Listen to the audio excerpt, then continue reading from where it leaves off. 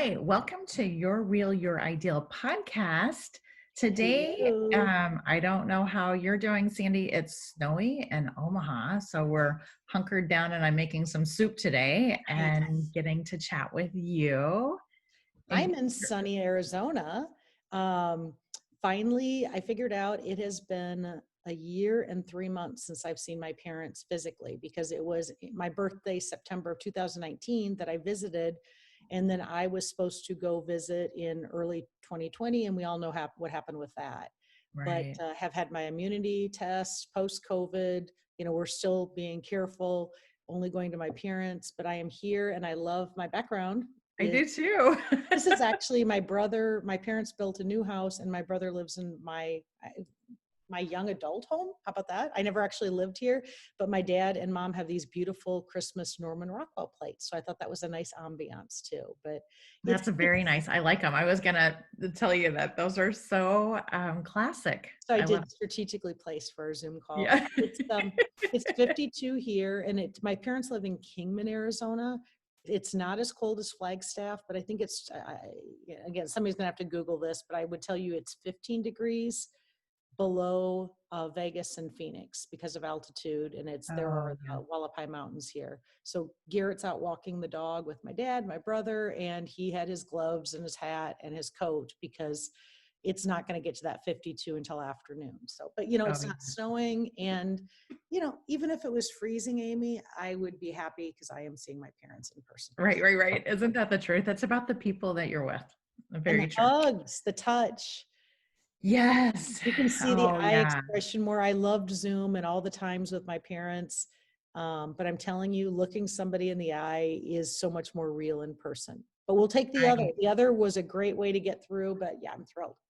I completely agree. We were in St. Louis with Tom's family and for a service for his father passing away, and we were gathered together as a family. And with the antibodies, I felt pretty safe, you Right. know.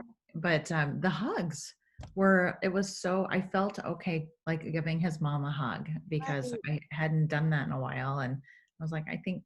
I'm not going to give anything to her. So I was like, I'm going to give her a hug. So it Nice. was really, I agree, the touching.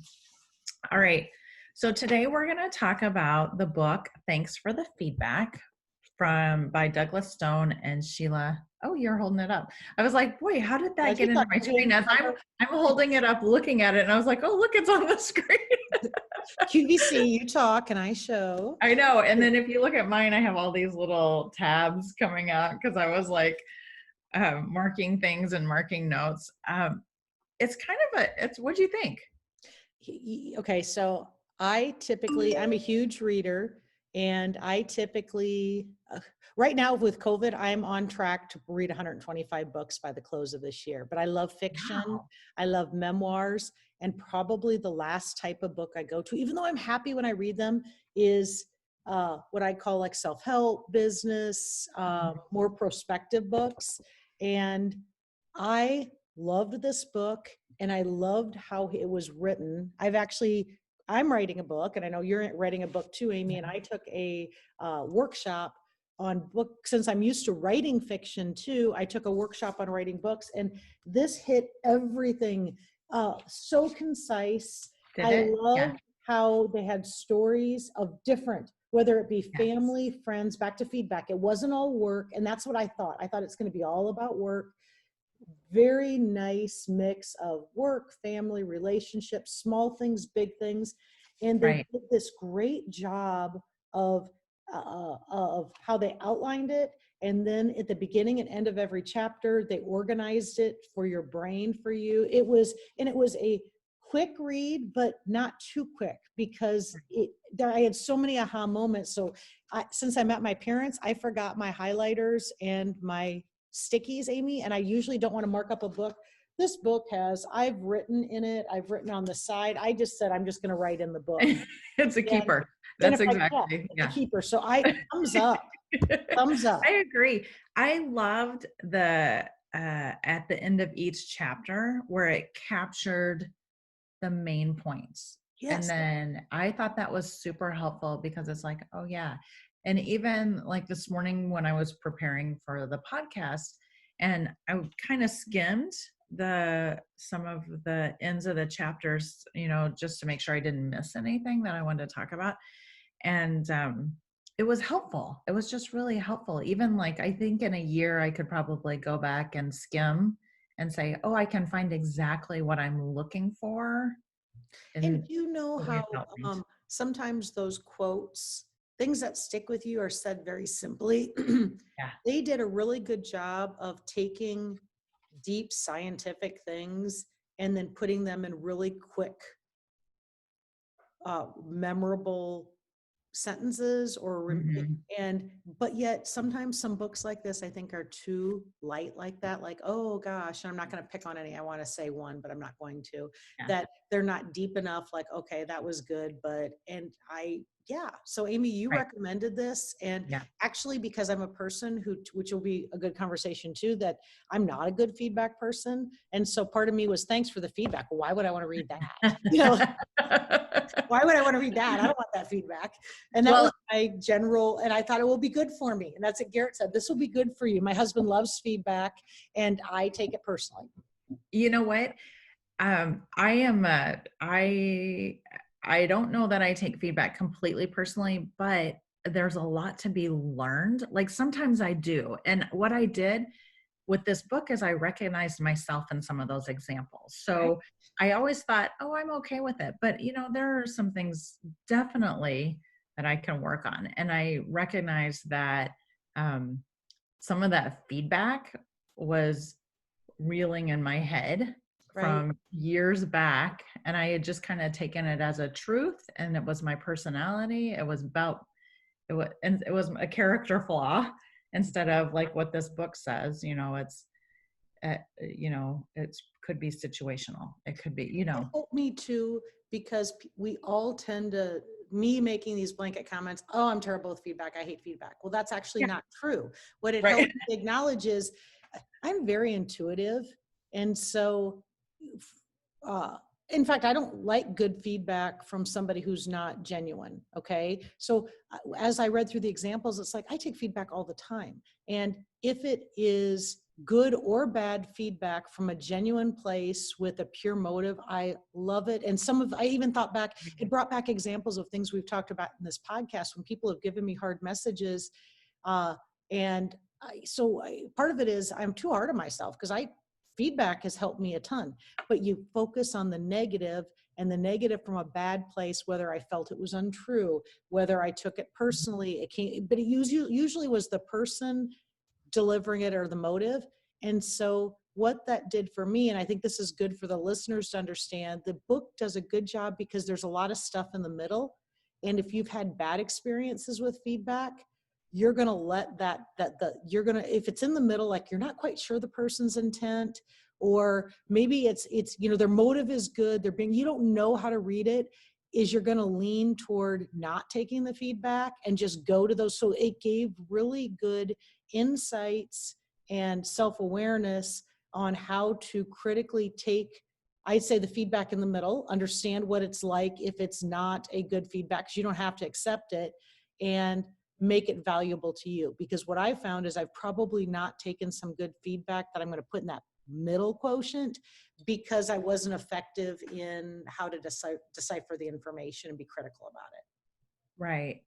Right. And one of the things they talked about is distortions, how we distort the feedback. And it's kind of talking to your point of there's many things we can do that distort the feedback. And one of them, to help with that, I kind of listed them here because I thought this was interesting. Um,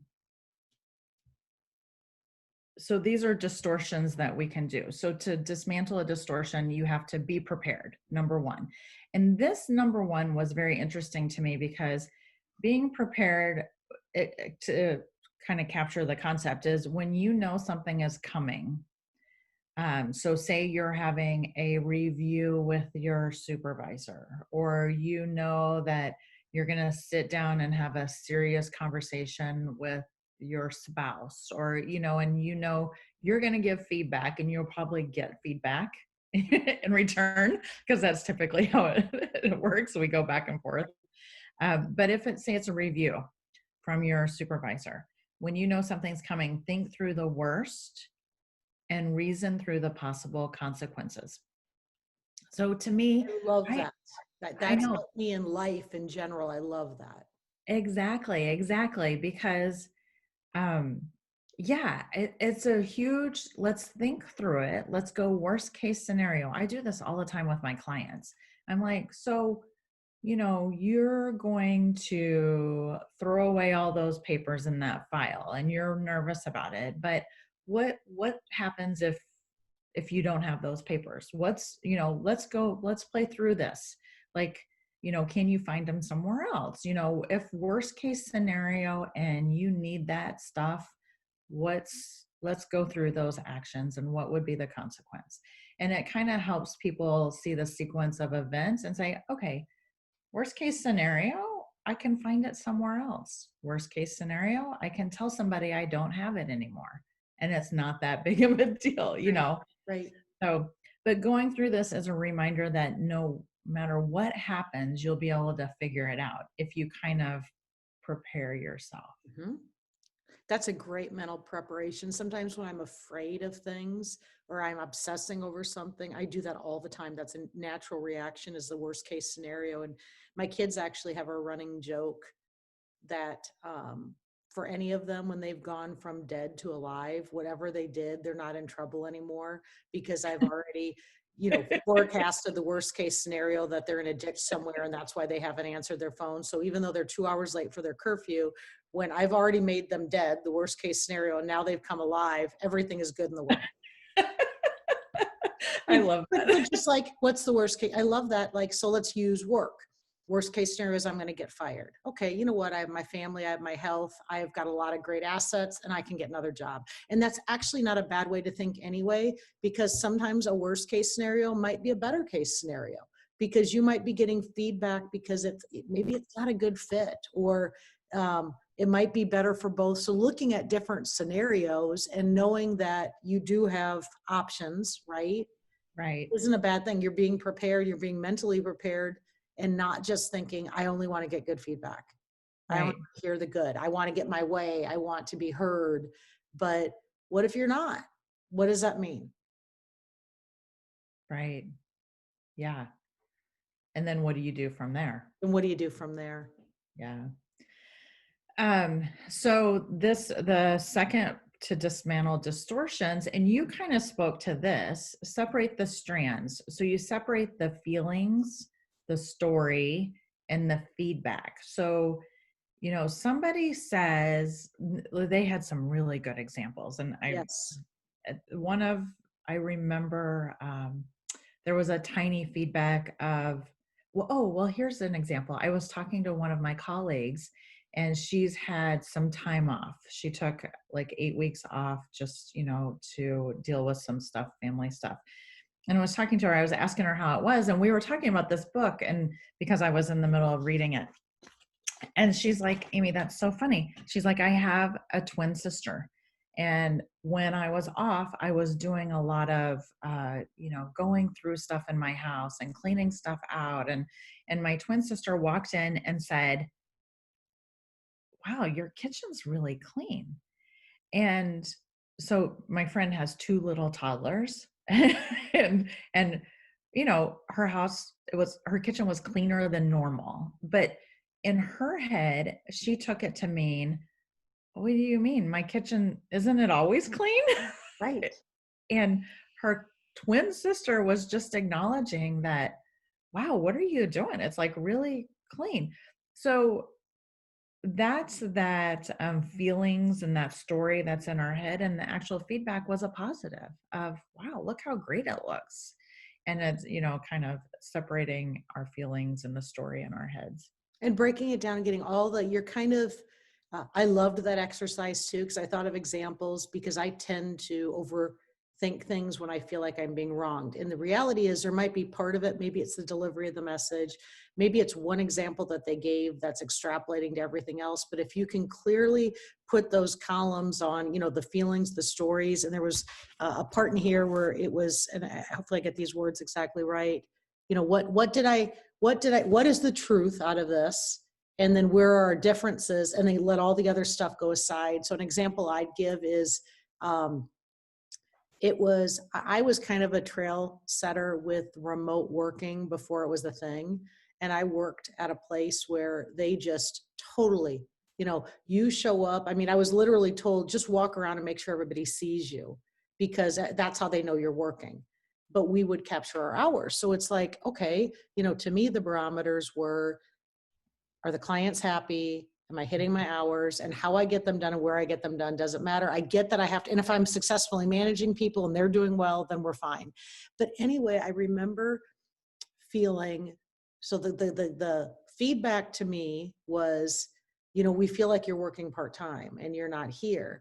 And instead of putting things in those, okay, what's the truth? The truth is I am hitting my hours, and my clients are happy, all these things. Here's the truth that I see them. Here's the differences. They're not seeing me. Okay. And maybe my employees, back to maybe the differences are, so I see it as they're all doing fine without me. Well, are they? Right. So what are the differences? Right. Because they're a truth. And what I did instead, all the stories were, here are the things that went through my head, Amy. I worked so hard here. I give it my all. Man, I stopped in the hospital on my way home from having my last baby. Nobody appreciates me for everything I've done for this amount of time. They're not, these are the stories. And I am so pissed off at this end of this meeting that I have tears rolling down my face. And, and this gets into another part of this. And the guy that gave me this message looked at me and he said, do you know that we literally knew you were going to react like this? And I pulled the short straw because nobody wanted to tell you. And because it's really hard to give you feedback like this, because you take it personally and you get upset. And if I would have done those columns, right, and said, take all this out of there, don't go back to 10 years ago about how I was, birthing the baby and you're not giving me credit. And let's just stick with the truths. Am I saying the columns right, Amy? I got to look up that. I think it was here are the truths, here are the differences. Right. I can't remember exactly what the That's a columns are, good way to say but it. you're explaining it well, because and then making it something bigger. So they were giving you feedback, because this was a huge part of the book was, or not huge, but something that struck with me was they're giving you feedback just on, they don't feel like you're there. Right. Like that was the I'm not equally contributing. The little slither of feedback, and because you weren't physically there. I wasn't. And so, okay. And I was posting pictures of the mountains and skiing too. So, back to our different plot on social media, how, that might be 1 hour of it, but it looks like that's all you do. Right. Right. Totally. And then, but in our heads, we make it into, they don't appreciate me at all. Like I'm not appreciated at this work, which, I think that we do that a lot. Like all of us take a little slither of, wow, your shoes are dirty, to mean, oh my gosh, they think I'm so messy, or like, what do you mean my kitchen's not usually clean? Where it's your kitchen is, wow. Right. And I get that a lot with my clients. I'll walk in and they'll say, I'm so unorganized. And I'm like, well, tell me specifically. And they might have like one little pile of things that everybody's judging them on, but they're like super organized and they have processes in place. But because of that one little thing, they're making their whole personality unorganized, and like they're making it part of who they are. Right. Which is, right. I think we do that all the time. I do that sometimes if I skip. Differently than others too. Like Garrett loves feedback and he does not take it personally at all, unless it is a big untruth, but he's not going to tell him stories. He's just going to say, that's not, we're going to work this untruth out. And he doesn't do a lot of the storytelling. So I think part of it is personality set. Yeah. Too. And, back to certain, if you have a tendency to take things too personally, if you have high empathy, if you that's when feedback, and highly intuitive too, because you're thinking a lot through, maybe that's part of being empathic, is you are assessing people's response and delivery of the messages to read into what the real meaning is. Yeah. Yeah. Yeah. Yeah. One of the things that caught me in this book too was how to take feedback, knowing that the person delivering it may not be really good at giving feedback. So, breaking it apart and getting down to that little, what the feedback really is. Because, like a 5-year-old sitting at dinner could give horrible feedback about what's on the table to eat Right. versus that feedback from a 30-year-old who knows how to politely give you feedback about what's on the dinner table, hopefully. So knowing that the giver may not have the skills to give good feedback and still being able to accept it and deal with it without being defensive and angry. That's one of the things I liked about this book was it said not all people are good at giving feedback.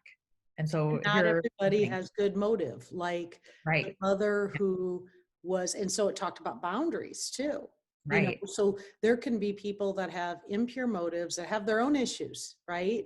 And I'm thinking of one example where it was an adult daughter whose mother was just writing her about everything. And they talked about being able to set Yeah. up boundaries and be specific on, this is what I'm working on without making it personal, without lashing out. Um, and that was probably one big thing I got out of this book in general, Amy, that I loved, just like what you said, all these different areas that they not just be a good person, be big. It's all about you because you don't know how to take feedback, that there's so many, because we're all human and there's so many portions of gooiness in how who's giving it, what their intent is, how they're coming across, how you're taking it, what place you're at. So they used all these different angles, but there was one general theme, and that was blanket statements. This is a term I'm using. They used a different term. I think they called it, they used the label of a soup. So you're consuming the soup, but the label's just going to show what's inside of it.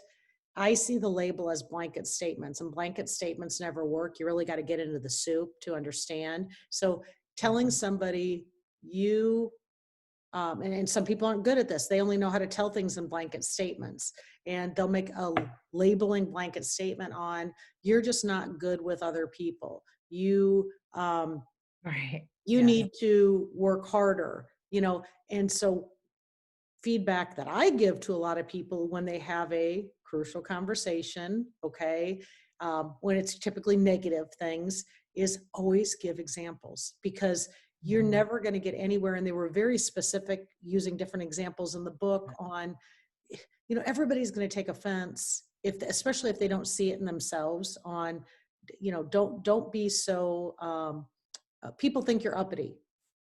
What?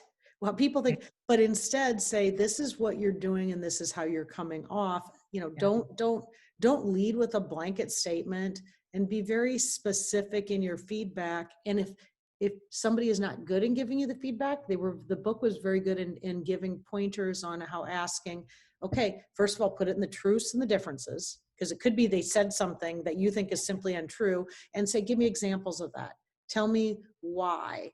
And we tend to go, Amy, to who said it, right? Well, who said Right. that? And And what's wrong with them? And why are, yes, exactly.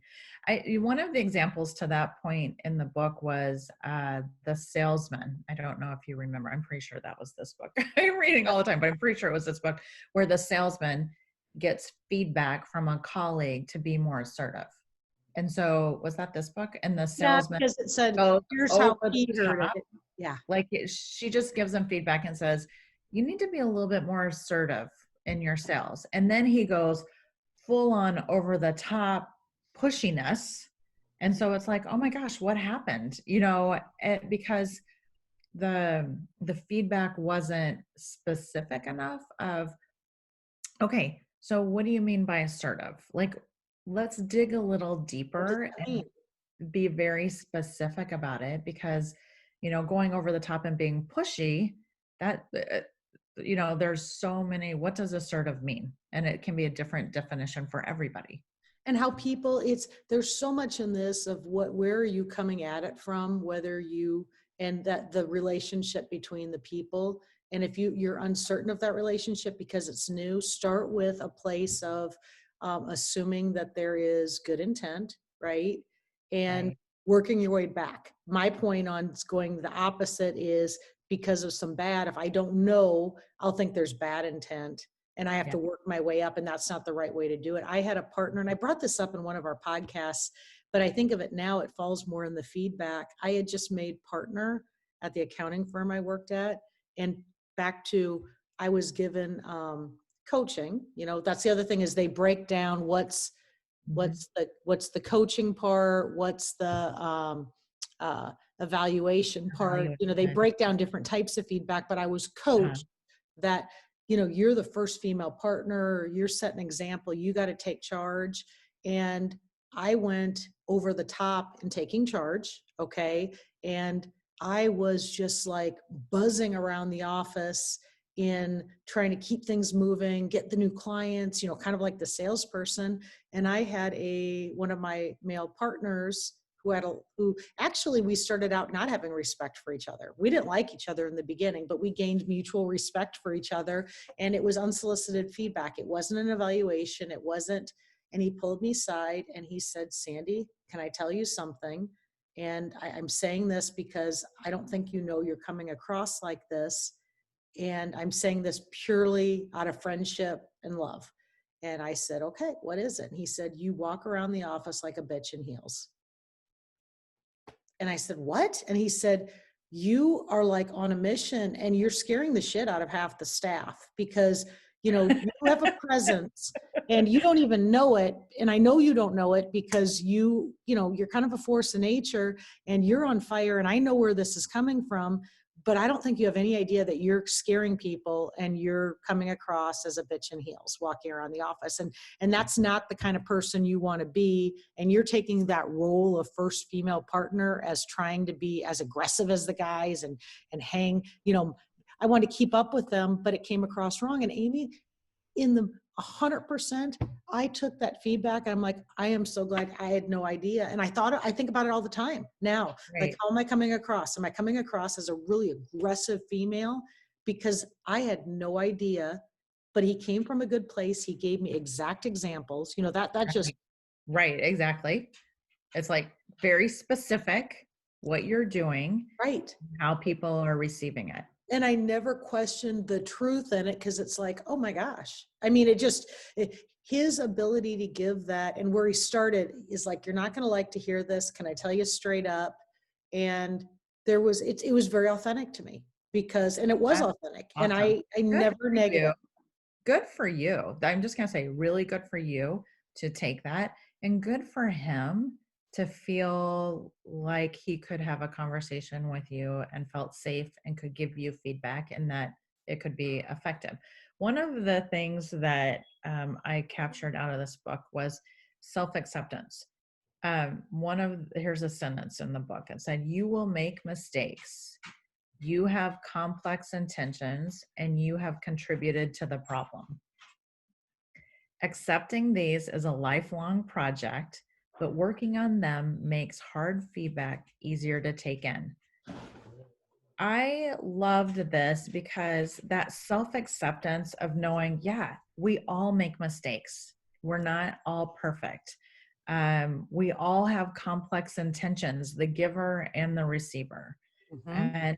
And we've contributed to the problem, like a lot of times whatever feedback you're getting, there's some little bit of truth to it somewhere. Right. And it may not be coming across, it may be coming across as this big blanket statement, but there might be, this sliver in here that is falling into that truth, and figuring that out and accepting it and knowing that everybody's perfect. I love that. That's Everybody's very not good. perfect. Nobody's perfect. I said everybody's perfect, and that is not what I meant to say. Okay, I want to go back to dismantle distortions. Um, and the third point was contain the story.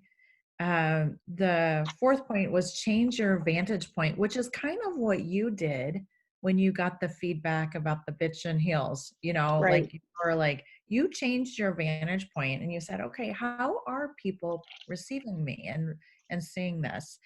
But the last one with dismantle distortions was accept you can't change how others see you. Mm-mm. And to me, that was like a ding, ding, ding, ding. And one of the questions they said is, or I wrote this down. It was like, how much time do I spend thinking about or critiquing other people? And Ooh. and I was like, very little. Like I am not. And so I kind of took that to be, so people aren't thinking about me either. That was kind of the gist of the last sentence.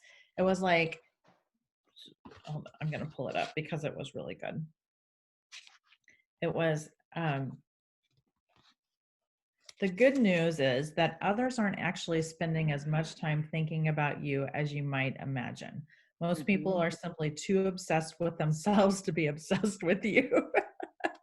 And I'm like, that's I true. love that. I'm more critical of myself than I am of other people.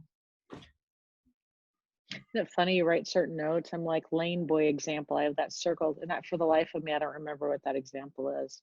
Um, but it struck me. I mean, I've got this big old I circle know. around it. I've had to reread it and see what that example is. But you can't control how other people see you.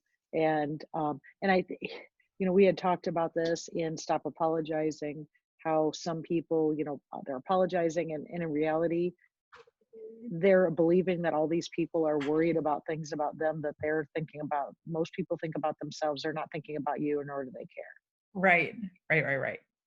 Right. And so one of the things I pulled up another article because I was interested in this. Mhm. Um, and you talk about apologizing, and it said how this was like how to take feedback or 5 ways not to handle negative feedback. And the second one is don't over apologize. And the example they said is your boss will appreciate this and most likely want to move on. She has no interest in telling you it's okay 5 times a day as you beg for forgiveness and promise to improve upon things in the future. So I, true. isn't that true? Because I know I've done that before where it's like, all right, I don't want to give them feedback anymore because they take it so personally that they're going to be forgiving for the next month or asking for forgiveness for the next week or two. I'm sorry, but it just say it once if you feel like you need to say it and move on. Yep. I love that. I love that. There's Amy, the part in the book. So saying once and back to feeling, oh, I feel bad. Remember the part in the book about the feeling acre, that everybody is born with their acre and they can decide how they expend their feelings. And as Garrett's standing over here, I'm going to talk about, he always uses the comment on, they're your feelings. People that make the comment on, you make me feel bad, and he'll always say, I don't make you feel bad, you make you feel bad. That's your feelings. And that Right. acre, I had never heard that before, of everybody's born with their acre and you can choose how you're going to spread it, but at the end of the day, they're your feelings. And if you're Right. going to waste half of your acre on apologizing and feeling bad over this one mistake that you got feedback on, you're expending your acre. Right. They're your Or even feelings. trying to think of how to change other people's view of you. Hmm.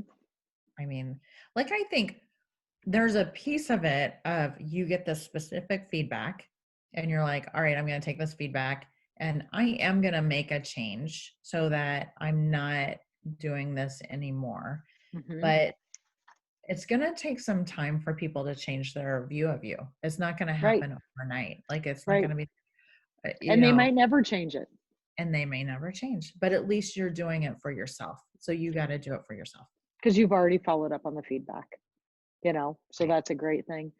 Amy, there was probably my very, very, if I said my two favorite parts of the book was dissecting blanket statements to examples, being able to, they're different, looking at breaking things down and how you look at them, the truth versus the Mhm. differences. But I loved And I never thought about this before. And I'm like, wow, that is the most simple thing. And it means a ton of sense, using the word and versus but. So Yes. Yes. I do that all the time. So, because Garrett's sitting in the other room, I'm going to pick on him. So he will tell me, give me some feedback on something. And I 100% of the time will say to him, well, let's say 99% of the time, but now I got the and thing. Okay, I hear what you're saying, but this But is what I'm going to do. But that doesn't matter in this circumstance. But, and the and they gave tons of examples on this, and it's a great chapter. And I'd say back to anybody listening to this podcast, there are a lot of great nuggets in here, but framing, whether it be a boss, a child, a friend, a significant other, that but shuts them down, because you're not even saying thanks for the feedback. You're repeating what they said and saying, maybe what you say is true, but this is what I'm going to do with it. And so even if you decide it's bad, it's not good use of words. So instead you say and if you use and, you're going to frame it better in your mind to accept the feedback by adding that and is, if you're already acknowledging it's good feedback, and this is how it's going to impact what I'm going to do in addition to this extra example. What was one of their and examples, Amy? Do you remember? I can't remember them, but Sandy, reading that piece also was a light bulb moment for me too, because saying the but sounds defensive. Like Right. I, But I appreciate your feedback, but, and it's like, I'm going to defend myself here and I'm going to stand up and say, you know, you didn't think of this, but I didn't do this, or, but it, that, and it was here we go. I appreciate your feedback and I'm going to da, da, da, da, da, or. Here's their example. So I found it, use and, not but. In setting up boundaries, you might want to reject feedback clearly and firmly, but at the same time affirming your relationship. The temptation to link these two thoughts results in the word but. This is the mother. Okay, so the example they gave, the gal to her mother, and this is with a mother with bad intent. So instead of shutting her mother down and saying, Mom, you know, thanks for telling me that I'm not successful, but this is what I'm going to do. She says to her mother, I love seeing you. What she would typically say is, I love seeing you, but if you're going to come to my house, you need to stop criticizing every single time. So they rephrased her words. And let's see, because that's just saying all it does is emphasize you criticize me too much. I'm going to try to find. So basically what they're saying is, and I'm not finding their exact sentence, but instead of I'll just rephrase it for them, is I love seeing you and I'm going to always welcome you in my house. As long as, not as long as would be a good way to say, help me rephrase this, Amy. Yeah, you know I what? love seeing you and we're going to keep our conversations to the positive things. Wouldn't Here's that be one. a good way? I love you and I know you want what is best for me. And your comments about blah, blah, blah are upsetting me. And your comments are, that's okay. There you go. I need Oh, you there you to. go. You found it. Okay. Yeah, I I think found you said, thank you. You went ahead because they went to I raw know. after I that. They was have like, another example. I remember reading that and it took a while to get up to the. But it actually is, you think that's a simple thing to switch out but with and. It's an exercise because I started thinking about examples of when I've used but instead of and uh, it does take a little bit of work, which is a good thing because it's not just simply changing and swapping out the word, it's changing the intention of it because that's how you're going to act on that feedback too. It's how you're going to ultimately act on it. So it should take a little bit more effort and time to figure that out. Right. There was the next part, there was just so many good things in this. You have the duty to mitigate the cost to others. So this was talking about you're listening to the feedback and you know you're not going to change. Like, so it's being aware that you're doing this to other people and being transparent and authentic with them and saying, okay, so I get really defensive when you give me feedback. So, you know, when you're giving, just know that and forgive me and know that I'll circle back around in a day or two with less defensiveness. So don't take it personally because that's just how I am. And I thought that's a huge self-awareness, just to be able to know that, and self-acceptance too, that you have a problem with this and it's not on them, that you have to mitigate your relationship and your response. I just thought You that know, was good. Amy, help me out with this because I'm trying to think of what part of the book this lies. Because before I wrote a couple of things down before I read the book. Okay. Uh, let's dissect it back to the advice that they've given. First one is, and this has to do with my kids. And actually, I think I've said this to Garrett's kids too. I always say I'm not interested in your upward eval as a parent. And it's kind of a joke. I don't know if they know what an Yeah. upward eval is, but they'll say, "Oh, I don't like this or I don't like that," and Yeah. I shut them down. And I say, you know what, parenting to me, the upward evals are not a part of this. Is Right. that right or is that wrong? Half of it is I'm That's good. joking, Yeah, but no, that's good.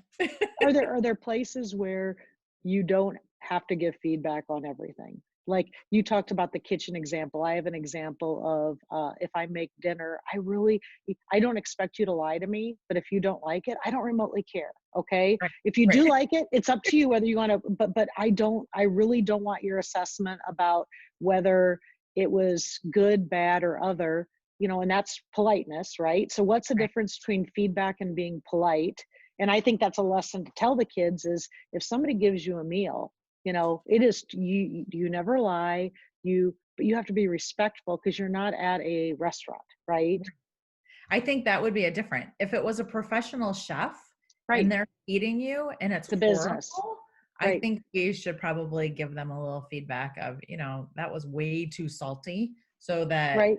but if it's someone giving you a meal, you just say thank you. Yeah, because do you need feedback on everything? No. Should everything be feedback? And it is, I do think there's a generational thing in. Do you think for us, because I find that the younger generation, actually, there's a lot of feedback back and forth. They are really big into reviews and reading. Oh, My kids yeah. won't go places until they read the reviews. And I'm talking down to a gas station event. I go off of what somebody's word of mouth. They will check all the reviews online. Um, I was raised that you show respect and you say thank you. And actually, feedback is impolite. Okay. That is there a generational thing here that feedback can feel a little bit more impolite because of you just take it and you move on? Or, yeah, is there a generational thing here too? You know what? That is a really good question. And I love that idea because I'm wondering if the younger generation, because of online reviews and because of the trolls that are out there and because of, all, like, they're used to seeing. And even in sports and things, Right. everything they do is trying out for a team. They get feedback way more. Like my parents, they showed up at parent teachers conferences. Nobody looked at my backpack. Yeah. Everything in their life, their day-to-day school lives are constant feedback. Here's how Johnny's doing.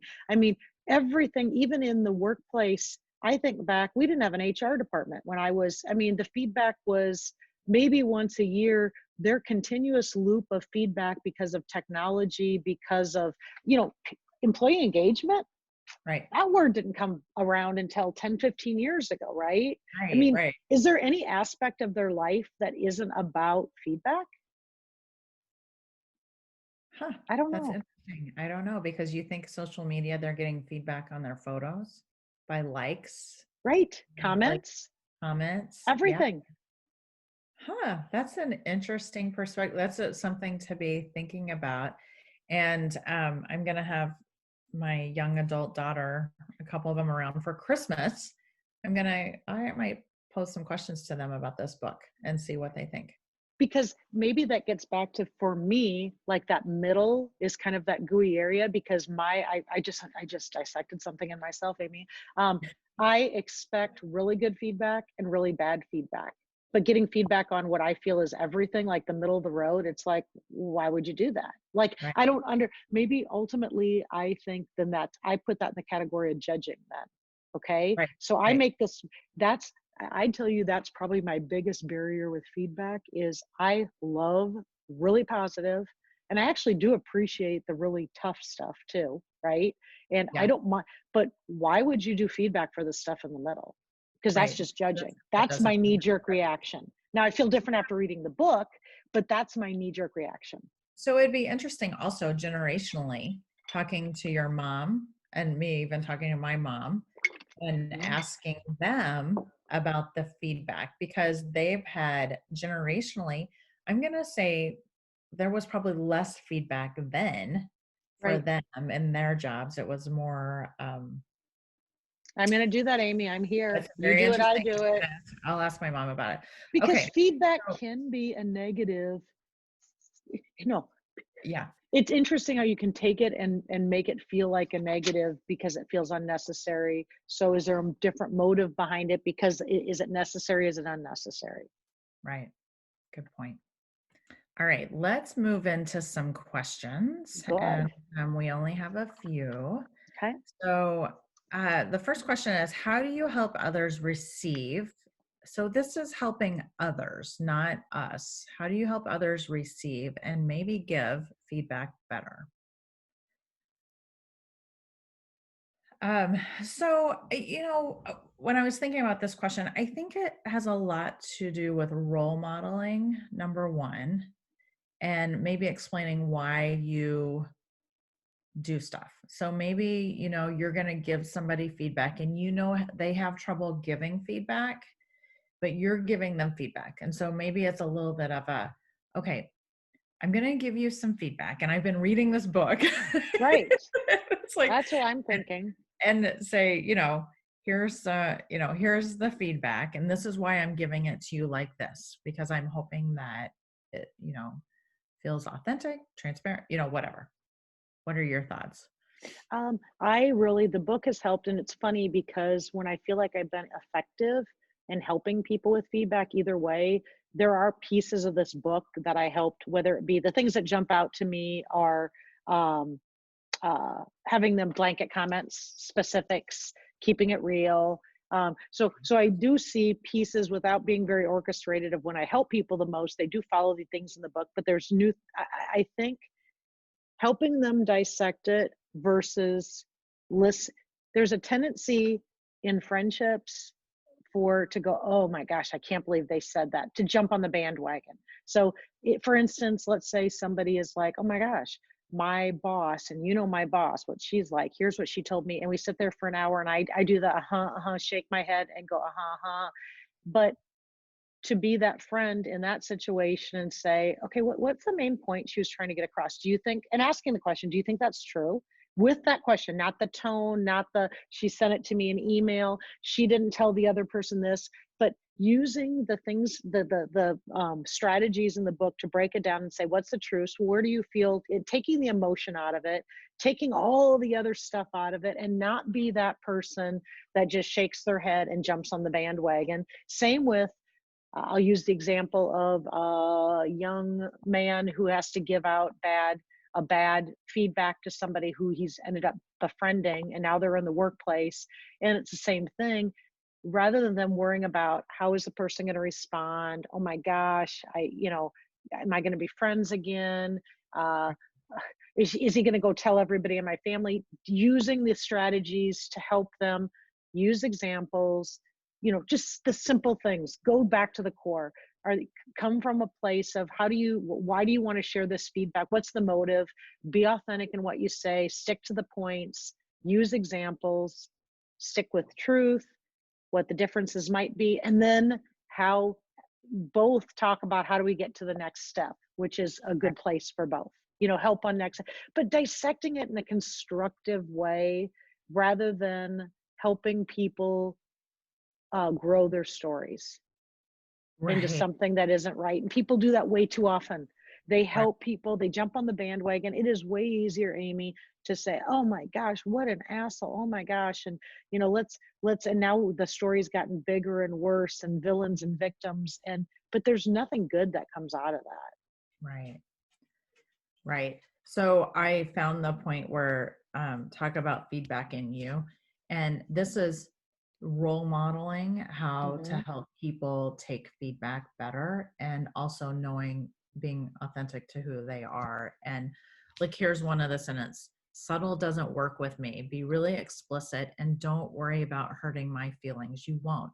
So if you're one of those people that needs that direct, this is would be very helpful for you, you know, whereas like me, if somebody was really direct, I might be like, oh my gosh, you know, that would be harder for me. But some people would, I would prefer a little subtle, maybe. I don't know. And that's a good thing too, Amy, Depends. because sometimes the advice is people are trying to figure out, I think they're going to fire me. I think there's some they don't she doesn't want to tell me this. You know, they're all trying to Yes. assume what's going Mhm. on.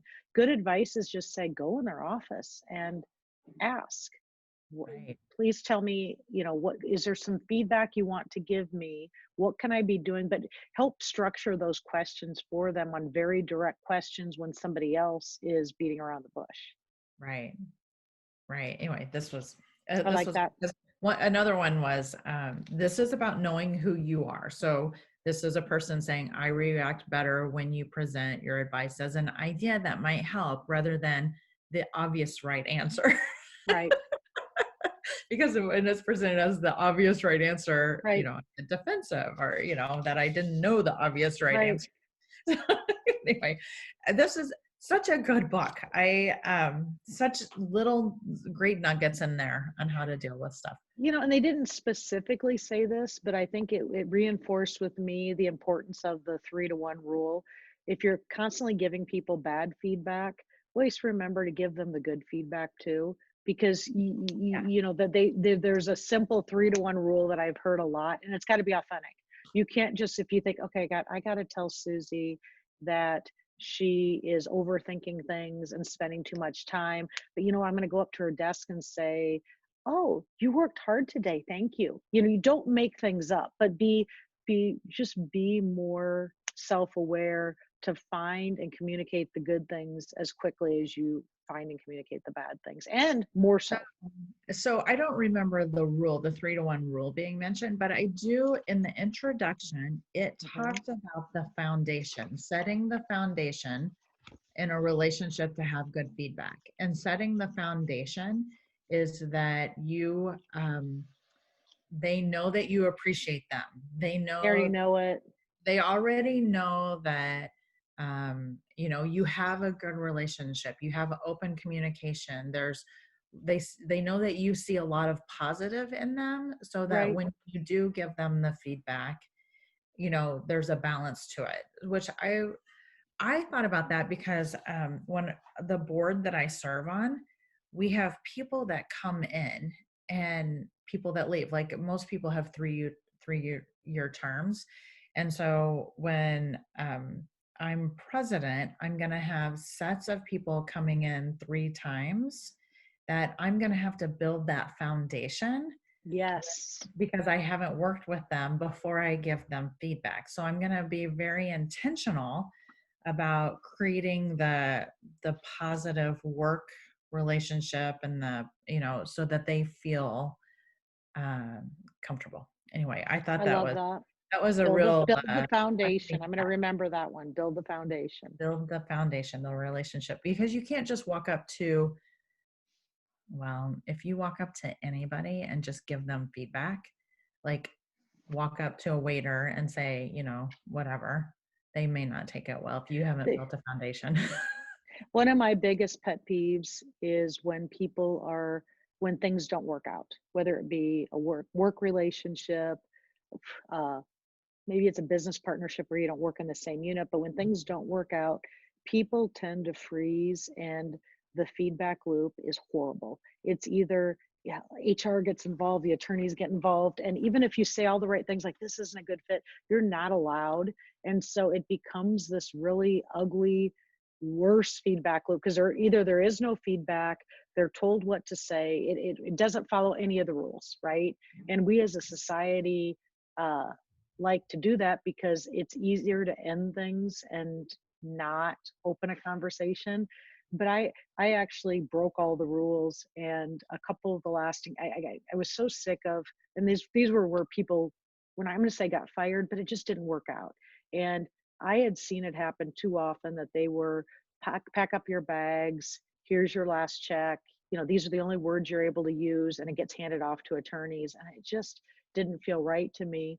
And I had two different occasions, and one specifically, back to, it's like, let me run this. And it was no more than a 10-minute conversation, but I had built rapport with these people. They had gotten tons of feedback along the way. And at the end of the day, it wasn't a good fit for a lot of different reasons. And they knew it, and I knew it. And I ended up, we gave each other a hug and said, you got a lot of great things. We have a lot of great things. It just didn't work out. And talked about specifics, right? And Yeah. said at the end of the day, so I do think it's good for people, whether it be a relationship ending, it's part of the journey, and to have transparency and feedback that's genuine. And it doesn't have to be about the person, right? Back to blanket comments. But maybe what was needed for both was not how it worked out. And it's a much better way to end something. And it's not making things up. It's about being honest, transparent, sticking with the truth, right? And the facts, and then the differences, because that's usually why the differences can't be overcome, right? Right. But using that same model. Yeah. And you would think the right way. So somebody being fired, that's like the last step. There should have been like what you did, Mhm. lots of feedback, lots of conversations, and lots of It should be um so unexpected at that point. exactly. At that point, it's like, you're right, bad fit. So we move on. We move So on. right, Does it exactly. make you a bad person? Does it make us a No, bad company? gosh. Oh, yeah. And that's one of the things that I didn't, that attribution.